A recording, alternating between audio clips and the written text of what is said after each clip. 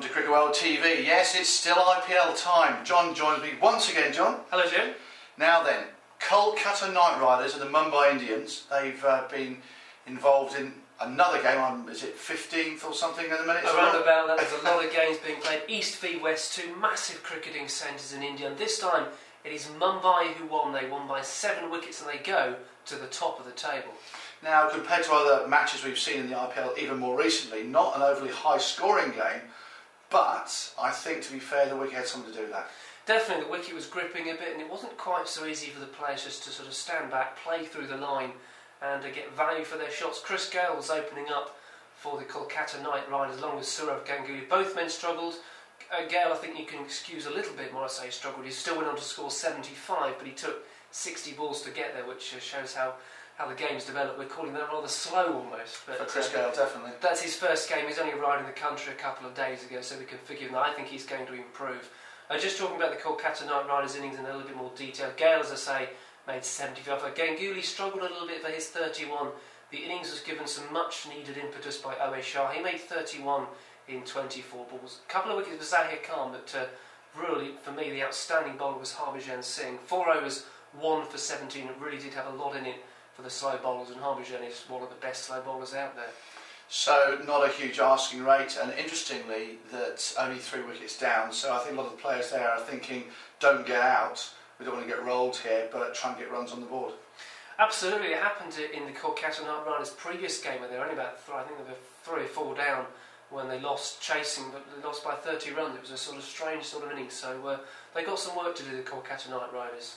But of course, in reply, once again, the little master led the way for the Mumbai Indians. Sachin Tendulkar, that's right, his second half century of the tournament, his highest score to date, 71 not out in just 48 balls. Therein lies the difference between his innings and Chris Gayle's. Much quicker. He just seemed to adapt to the conditions better, and have to say Mumbai Indians were a lot better bowling and fielding for that matter than the Kolkata Knight Riders.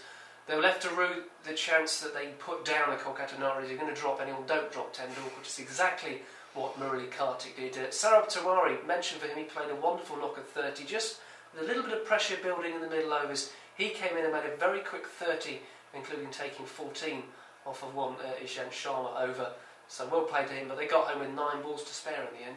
Yes, I think Tendulkar also put Ishant Sharma to the boundary a lot of times. Apparently he's the most boundaries hit off bowler, if that's a category. I'm sure he'd be delighted with that stat, Jim. Okay, fantastic. Well done to the Mumbai Indians as we continue on this wonderful 2010 IPL season. But of course, as we all know, it doesn't stop there. Lots more cricket to come, John. Well, that's right. We've got a couple more games on Tuesday and on Wednesday. First of all, Tuesday we've got the Royal Challengers Bangalore taking on the Chennai Super Kings. And then we've got the Kings 11 Punjab against the Rajasthan Royals on Wednesday. That, of course, is a game between two sides who won their first games in rather different circumstances over the weekend. Okay, talking of weekends, there's been a lot of cricket played already. We just highlighted one game there, but it wasn't the only one in action. Well, that's right. All 8 teams were in action over the weekend. We'll just quickly run through those 4 games for you. The tie of the weekend, undoubtedly the one between the Kings 11 Punjab and the Chennai Super Kings. Both sides scored 136. That was a tie.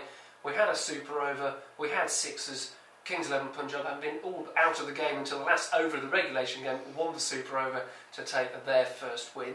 Deccan Chargers, they beat the Delhi Daredevils by 10 runs, another good game. Andrew Simons showcasing his all-round talent once again.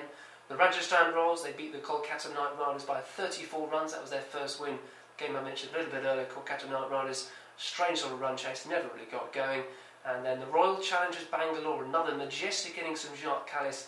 He's yet to be dismissed. He was our player of the week if you were watching earlier on, and they beat the Mumbai Indians by 7 wickets, but of course that put the Royal Challengers Bangalore on top. The Mumbai Indians have now replaced them.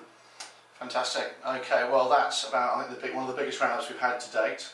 Looking ahead to the games that have gone and the ones that are to come. Thanks again, John.